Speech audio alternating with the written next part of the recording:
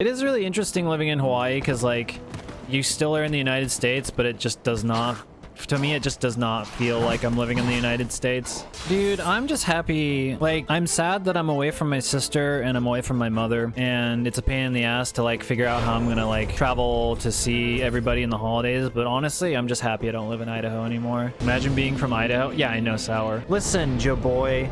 The state, it's pretty, okay? So there's plenty of people I like there. There's a lot of people I don't like there. You know what I do like about that state?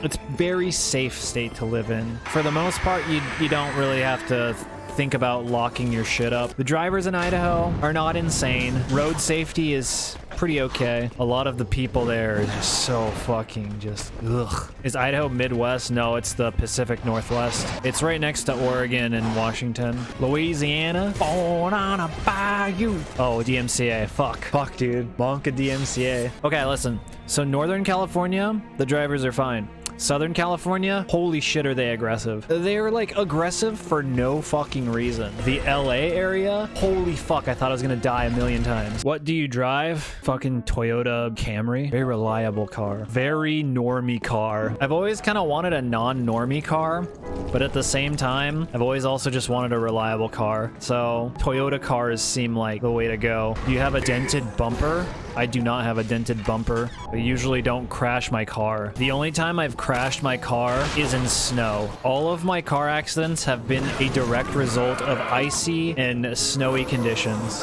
There was this one time I was driving in bad weather conditions and I slid on ice for like 50 feet until I hit the back of this truck and their trailer hitch like punctured my bumper, dude. It was fucking crazy. I mean, I was fine. They were fine. And they didn't hit my insurance, which was weird. Maybe they were criminals. It's illegal to drive with a hitch with nothing attached to it where you're from. Weird. Everyone just, almost like everyone just has like a hitch on their car in Idaho. It's weird. There was this other time that I had to go to work at like 4 o'clock in the morning when I worked at Starbucks, and there was black ice on the road, and I was driving a 1990 like Crown Victoria, which is a rear-wheel drive car, right? I hit the black ice and my car went completely sideways, right? And I'm like, well, I bet I can fix this with a like big amount of hubris, you know, Fast and Furious style.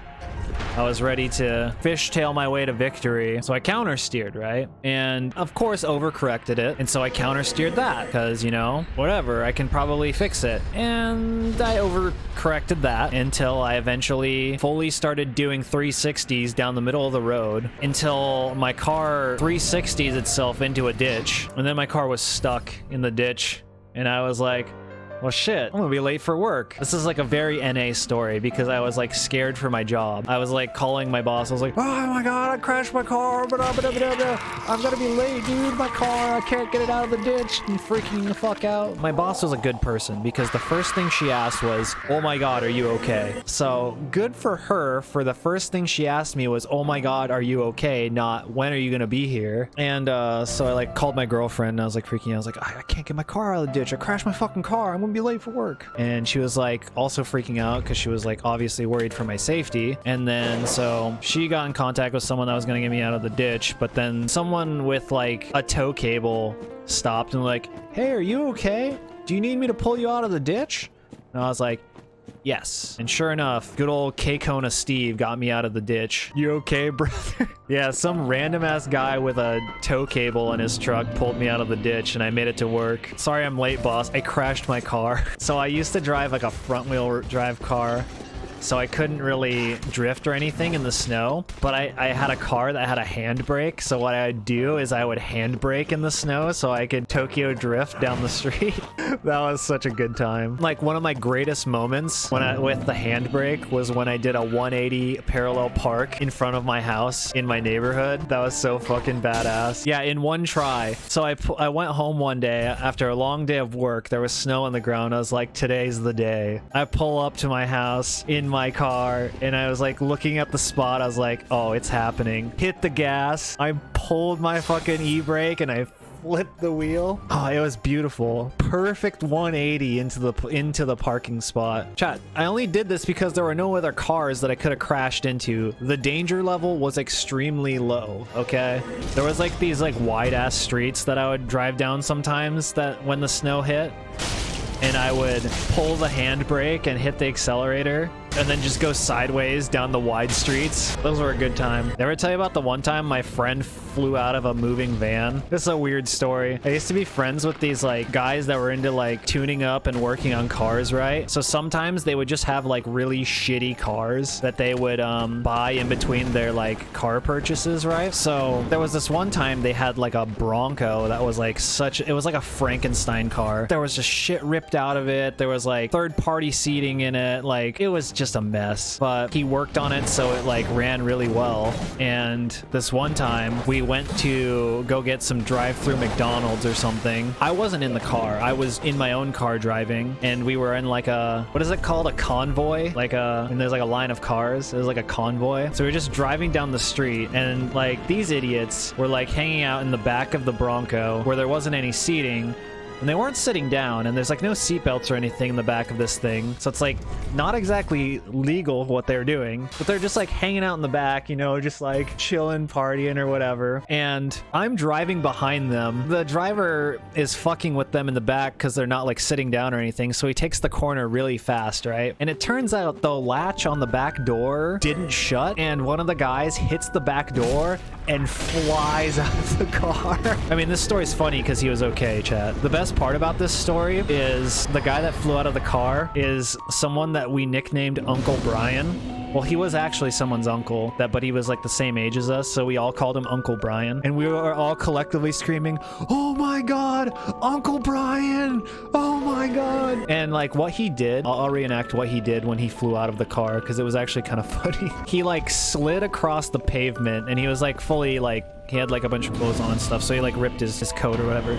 But he just like he like slid on his ass on the pavement, and like nothing happened to him. He like didn't get scraped up or banged up or anything. He like did like a little spin on his jeans or whatever, and then like kind of slid across the pavement. And he like was very confused, like anyone should be, because he flew out of a moving vehicle. He just like gets up and he looks around, and then he just like sprints to the side of the road like nothing happened. It was just like, what the fuck?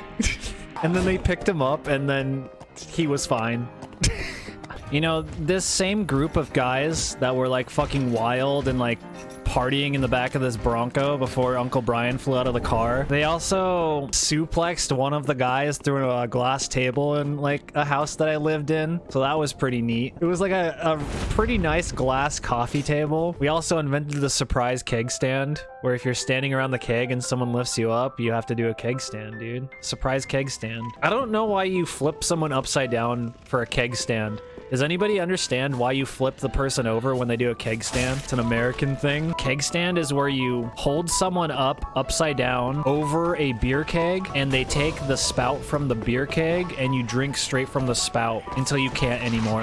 I grew up in the like punk rock music scene, which involved a lot of binge drinking. I don't know if that makes sense to anyone, like, but all of my friends growing up were also in the punk music scene, so fuck. I mean, there was a bar I used to go to that would serve 40-ounce Pabst Blue Ribbon beers, and I used to just exclusively order 40-ounce Pabst Blue Ribbon beers, the punk rock beer of choice. It's toned down now, but my teenage years, we had the original Formula 4 Loco, which straight up fucking like destroyed people, and people would like willingly buy that shit. It was like energy drink and alcohol. Yeah, the energy drink alcohol drinks were really popular in my teenage years. I'm actually glad that they outlawed that shit, because it's dangerous. What did I used to like drinking? Oh, dude, we did this thing when I was like a stupid teenager, where called Brass Monkey, where you would drink half of a 40-ounce malt liquor and then fill the other half with orange juice. Those nights never ended well. And then some of my friends were stupid enough to do a Mad Monkey, which is where you drink you drink half of a 40-ounce malt liquor, and then you fill the other half with Mad Dog 2020, which is like a really disgusting, I don't even know how to explain what Mad Dog 2020 is. Hi. If we can get to 1,000 subs on YouTube, I will leak my secret open mic performance video on stream. I did an open mic acoustic music performance, and I have the video, and it's pretty cringe. Really pretty cringe. I have a really short story about getting too amped up. I was like too hyped, right? Way too hyped up at this party one time. Like my energy was an all-time high, and this dude was passed out on a couch, right? Well, that part of the story comes later about burning the couch. I was like way too hype at the end of a party one time, and this guy was passed out on the couch who was my friend. All I wanted to do was casually like tip the couch up and shake it and say, yo, wake up, we're partying, dude. And instead of doing that, I just Hulk strength flipped the couch over. He was like curled up in a ball on the couch, and instead of flying off the couch, he was trapped underneath the couch. I felt so bad. I mean, he was okay. It was a good treasured moment. It was like, yeah, I fell asleep on the couch, and next thing I know, I was like stuck underneath the couch, and I didn't understand what happened. Okay, so about burning the couch. So we used to have this couch, right? I think it was the same couch that I flipped over on top of my friend. That couch eventually got fucked, right? Because I had this like really like hefty like bodybuilder muscle man kind of friend who was an idiot and would sometimes sit on the back of a couch, you know how there's like the place you stick the pillow cushions on the back of, and there's like that hard part of it. He would sit on that when he was like talking to people. He actually sat pretty hard on it one time and broke the back of it. So we got a new couch, but we still had the shitty couch, and we ended up putting that couch on the front porch. We called it the porch couch, which ended up being like super gross and full of spiders all the time. We hated that fucking thing. I had this great idea after many months of having the couch on the porch. I was like, we should have a ceremonial burning of the porch couch. And my roommates thought that was the best idea I'd had in months. So what did we do?